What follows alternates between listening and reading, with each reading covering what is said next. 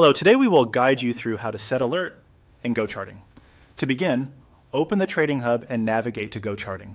This is where you'll access the charting interface and the alert tools you need.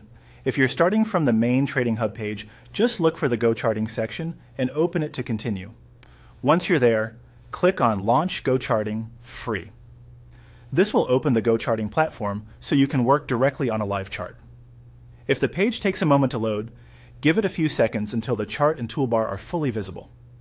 It's a good idea to make sure the correct market or trading pair is already selected before creating your alert, since alerts are tied to the chart you're viewing. When the chart is open, you can start creating the alert in one of two ways.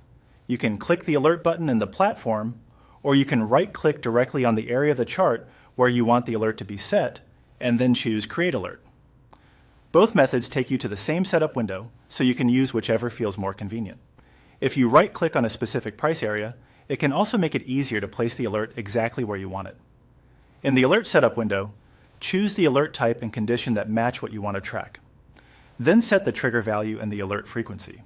From there, you can configure the available options shown in the form. These include the alert type, such as price or cumulative volume delta, the trigger value, the alert frequency, the expiry, the alert name, and a custom message.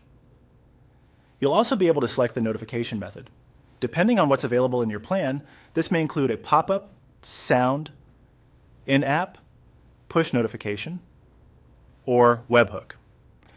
Choose the method that works best for how you monitor the market. For example, a pop-up can be useful if you're actively watching the screen, while a push notification may be better if you want updates while away from your desk. As you fill in these settings, take a moment to double-check the trigger value and frequency so the alert behaves exactly the way you expect. Giving the alert a clear name can also help you identify it quickly later, especially if you plan to create multiple alerts on different charts or levels. Once those settings are configured, your alert setup is ready. That's how to set an alert in GoCharting.